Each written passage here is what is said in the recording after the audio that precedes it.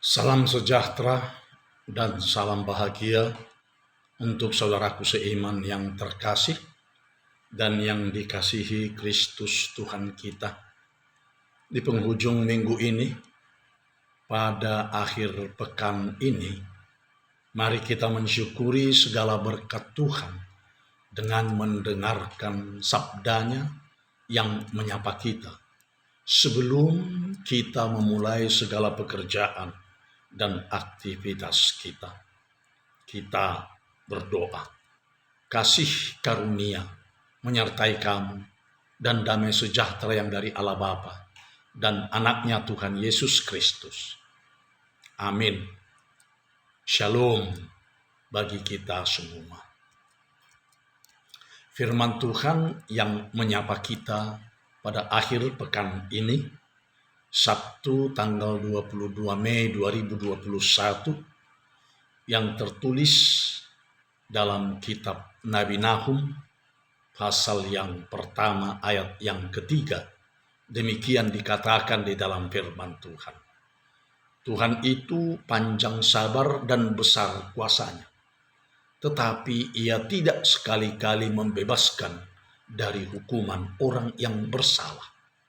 Ia berjalan dalam puting beliung dan badai, dan awan adalah debu kakinya.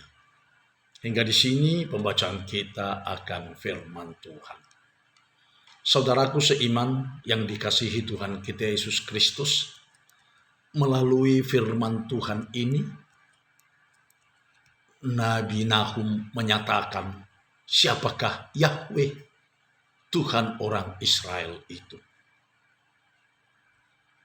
Melalui ucapannya ini, sang Nabi berpesan kepada umat Israel bahwa Tuhan tidak menyukai kehidupan manusia yang penuh dengan kejahatan, kekejaman, dan keangkuhan atau kesombongan. Sebab Nabi Nahum ini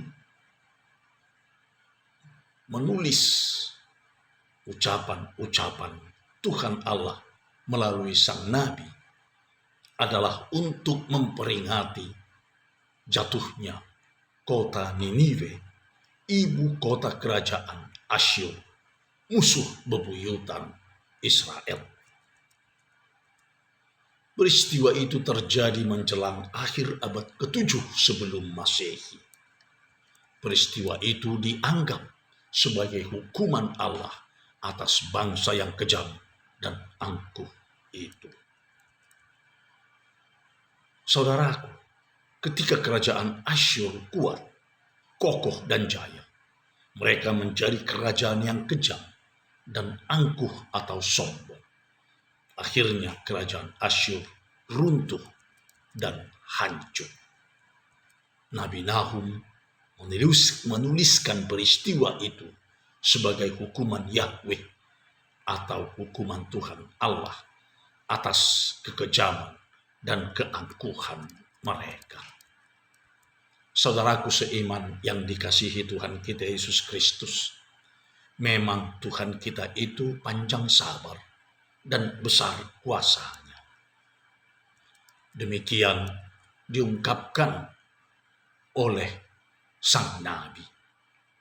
Tetapi, saudaraku, karena kesabaran, kemurahan, dan kemahakuasaan Tuhan Allah itu, lalu dia membiarkan begitu saja dengan bebas orang-orang melakukan segala tindakan kejahatan, tindakan kefasikan, dan tindakan kekejaman dengan sikap yang sombong atau yang angkuh.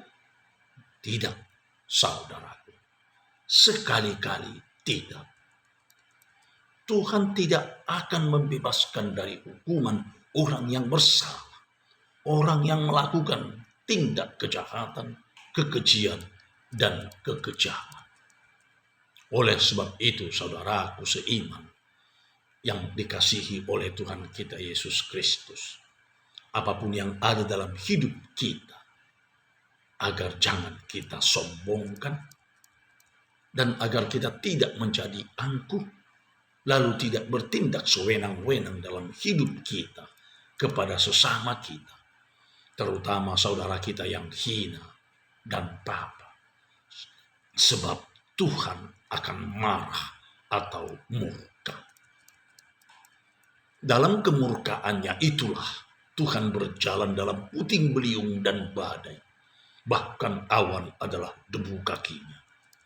Demikianlah yang terjadi jika Tuhan Allah murka atas tindak kejahatan, kekejian, dan kekejaman umat manusia terhadap sesamanya yang dicetuskan dari sikap angkuh dan sombong. Oleh sebab itu, saudara, jika berkat Tuhan melimpah dalam kehidupan kita, janganlah kita kejam, janganlah kita angkuh dan sombong. Tetapi kita harus menjadi berkat bagi sesama manusia. Menjadi berkat bagi sesama kita karena kita telah menerima berkat Tuhan. Selamat akhir pekan. Selamat beraktivitas. Amin. Kita berdoa. Terima kasih Tuhan atas karunia-Mu yang melimpah dalam kehidupan kami, pribadi lepas pribadi, yang menghantar kami hingga tiba di penghujung minggu ini. Kami bersyukur atas semua berkat Tuhan, terutama firman-Mu yang telah menyapa kami pada hari ini. Biarlah kami tidak menjadi orang fasik, orang jahat, dan yang kejam, serta angkuh maupun sombong. Biarlah kami hidup hanya di dalam naungan anugerah Tuhan saja. Berkati kami semuanya Tuhan, agar kami boleh menjadi berkat bagi sesama kami. Kami berdoa untuk saudara-saudara kami yang dalam keadaan sakit, baik yang sedang rawat inap di rumah sakit, maupun yang terbaring di rumah mereka sendiri, atau yang sedang berobat jalan. Kami juga berdoa bagi saudara-saudara kami yang kini masih isolasi mandiri karena terpapar COVID-19, dan juga buat saudara-saudara kami yang telah melakukan kemoterapi atas penyakit mereka. Kami mohon Tuhan, sembuhkan dan pulihkan mereka dari segala sakit penyakit mereka Tuhan. Sebab anak-Mu Tuhan kami Yesus Kristus telah mati di kayu salib. Oleh bilur-bilurnya kami menjadi sembuh. Kami mohon Tuhan, hiburkan saudara kami yang sedang berduka. Tolong Tuhan saudara kami yang sedang menghadapi masalah dan beri jalan keluar untuk mereka. Berkati juga negara kami agar mampu menyelesaikan berbagai gejolak di dalam negara kami, negara Kesatuan Republik Indonesia ini. Agar kami boleh menjadi negara yang aman, damai, sejahtera, dan makmur. Demikian juga beri kebijakan untuk presiden kami, baik semua perdana menterinya maupun semua perangkat-perangkat di negara kami, dari pusat dan juga provinsi, kota, kabupaten, hingga desa.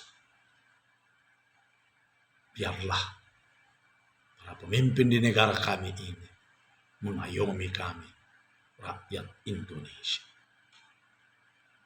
Hanya di dalam nama anak-Mu, Tuhan Yesus Kristus, Juru Selamat kami yang hidup, kami telah berdoa dan mengucap syukur. Amin.